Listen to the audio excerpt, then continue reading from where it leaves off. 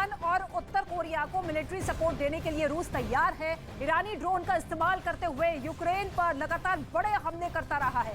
रूस ईरान और उत्तर कोरिया के हथियारों से यूक्रेन पर सर्दियों में घातक हमला करना चाहता है और रूस और यूक्रेन के बीच में युद्ध लगातार जारी है, लेकिन 290 दिन और अब भी युद्ध के दी एंड की कोई सूरत नजर नहीं आ रही है। ये महायुद्ध दुनिया के सबसे एडवांस वॉर में तब्दील हो चुकी है। रूस ही नहीं, यूक्रेन भी ऐसे हथियारों का इस्तेमाल कर रहा है जिसमें खर्चा कम है और तबाही सबसे ज्यादा। ये स्पेशल रिपोर्ट आप देखिए जिसमें वॉर के सबसे लेटेस्ट हथियारों की जानकारी है।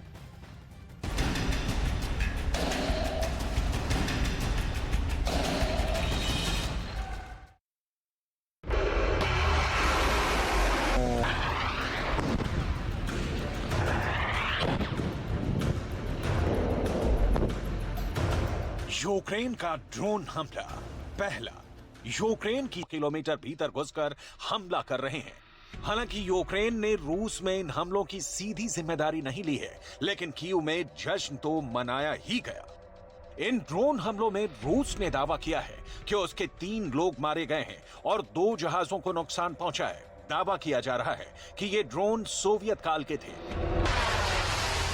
लेकिन रूस यूक्रेन में असल में ये ड्रोन ही लड़ रहे हैं, जिसमें ना सैनिक खोने की चिंता होती है, ना बहुत बड़ी लागत का टेंशन होता है, और पकड़े भी गए तो कोई खास नुकसान नहीं। लिहाजा महायुद्ध में जो काम ड्रोन कर रहे हैं वो दूसरे हथियार तो कतई नहीं कर पा रहे हैं। जैसे कीव पर दागे रूस की 70 मिसाइलों को ज़ेलेंस्की ने नाकाम करने का दावा किया।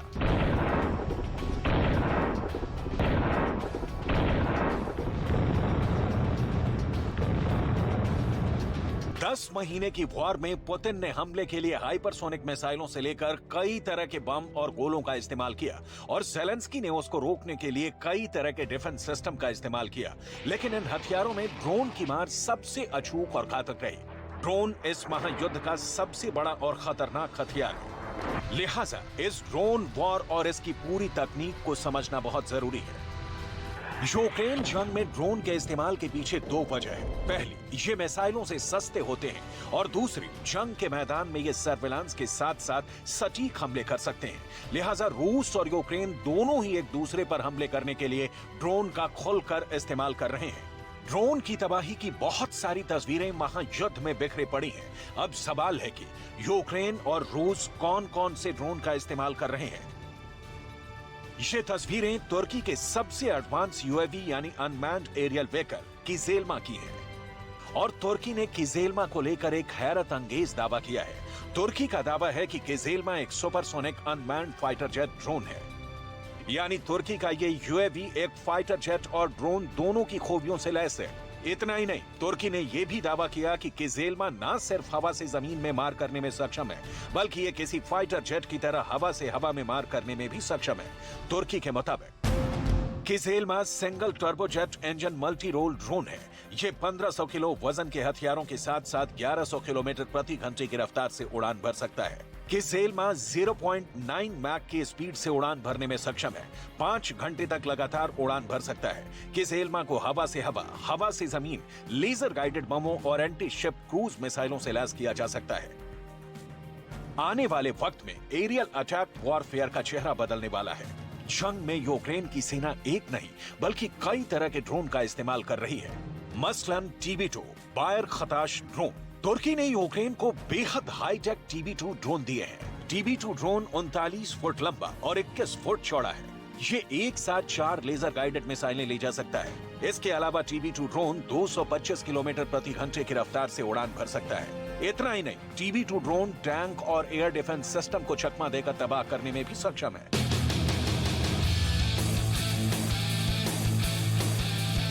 इसके अलावा अमेरिका ने यूक्रेन को अपने घातक फेनिक्स ड्रोन भी दिए हैं। Phoenix Ghost single use drone है जिसे सीधे लॉन्च किया जाता है। फेनिक्स घोस्ट 6 घंटे तक उड़ान भरने में सक्षम है। इसे रात में इंफ्रारेड सेंसर की मदद से ऑपरेट किया जा सकता है। बख्तरबंद गाड़ियों को तबाह करने में यह ड्रोन काफी असरदार है। टैंक और विमान को तबाह करने के बाद ये खुद भी नष्ट हो जाता है।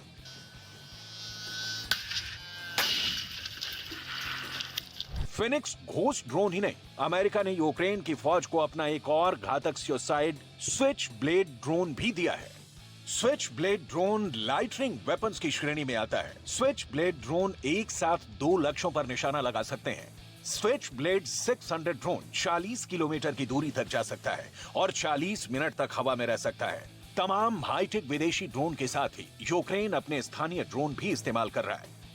लेलेका 100 सबसे ज्यादा इस्तेमाल किए जाने वाला स्वदेशी ड्रोन है। इसका वजन 5 किलोग्राम है और इसे यूक्रेन की एक कंपनी डेविरो ने बनाया है। लेलेका 100 बगैर जीपीएस की मदद से आसानी से कम ऊंचाई पर संचालित हो सकता है। इसके अलावा पोलैंड ने यूक्रेन को अपना वॉरमेट ड्रोन दिया है।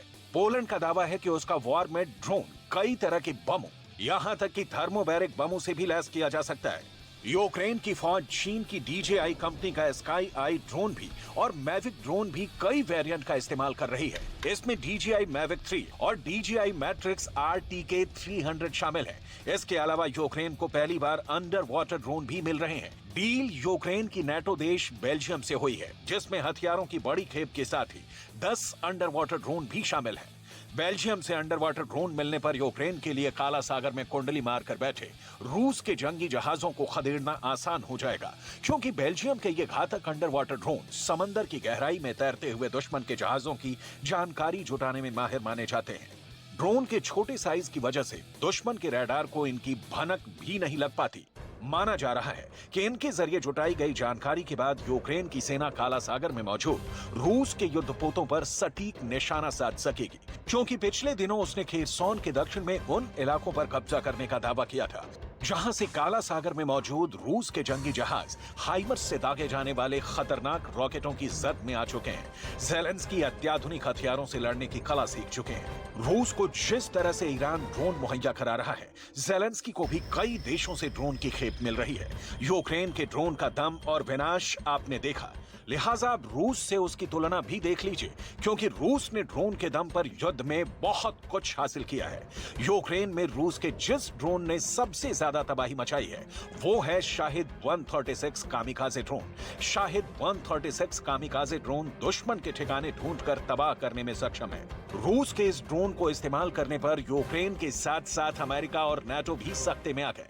यूक्रेन का आरोप है कि रूसी सेना यूक्रेन के सैन्य ठिकानों पर उसके रिहायशी इलाकों पर हमला करने के लिए ईरान के आत्मघाती शाहिद 136 ड्रोन का इस्तेमाल कर रही है।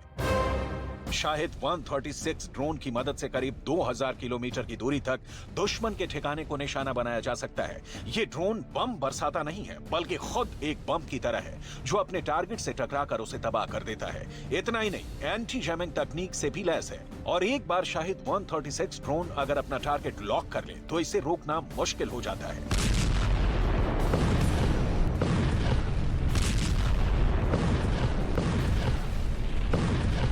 रूस यूक्रेन जंग में यूक्रेन की सेना और उसके सैन्य ठिकानों पर हमला करने के लिए अपने लैंसेट 1 और लैंसेट 3 ड्रोन का इस्तेमाल भी कर चुका है। लैंसेट ड्रोन को रूस के ज़ाला एरो ग्रुप ने डिजाइन किया है। कंपनी के मुताबिक जंग में रूस लैंसेट 3 का ज्यादा इस्तेमाल कर रहा है। लैंसेट 3 12 किलो वजन के हथियारों को लेकर उड़ान भर सकता है। दोनों ही ड्रोन 40 मिनट तक उड़ान भर सकते हैं। शाहिद 136 और शाहिद 131 लैंसेट 1 और लैंसेट 3 के अलावा रूस जंग में अपने 2 सर्विलांस ड्रोन आर्लेन 10 और एलिरॉन 3 का भी इस्तेमाल कर रहा है। ये दोनों ही ड्रोन दुश्मन के इलाके में सर्विलांस के साथ साथ उसके रेडार को जैम करने और उसके रेडियो सिग्नल को पकड़ने की तकनीक से लैस हैं। युद्ध के अलावा रूस में बड़े पैमाने पर एक ऐसे ड्रोन का प्रोडक्शन करने की प्लानिंग है जिसका काम भीड़ को तितर बितर करना है। इस ड्रोन को रूस की कार्तेसेव इंस्टीट्यूट ऑफ कंप्यूटिंग कंपनी बना रही है। रूस के इस नए ड्रोन का नाम, जिसका नाम शेरशेन या हॉर्नेट है, इस ड्रोन में भीड़ को तितर बितर करने के लिए अल्ट्रासाउंड और इंफ्रासाउंड तकनीक काम करती है। इस ड्रोन को घरेलू सुरक्षा के लिए डिजाइन किया गया है। दुनिया भर के रक्षा विशेषज्ञों का मानना है कि रूस और यूक्रेन के बीच जारी जंग में अत्याधुनिक तकनीक से लैस ड्रोन गेम चेंजर साबित हो रहे हैं। ये ड्रोन निगरानी से लेकर लक्ष्य को भेदने तक का रोल बखूबी निभा रहे हैं। अमेरिकी रक्षा विभाग पेंटागन का मानना है कि यूक्रेन को इस युद्ध में मजबूती से खड़ा रखने में ड्रोन की भूमिका अहम है। यूक्रेन जंग में ड्रोन के इस्तेमाल को देखते हुए एक बात तो तय है कि आने वाले वक्त में एरियल कॉम्बैट में फाइटर जेट नहीं बल्कि फाइटर जेट कम ड्रोन ही दिखाई देने वाले हैं, क्योंकि इस पर लागत भी कम है और इसके हमले की गारंटी भी ज्यादा है।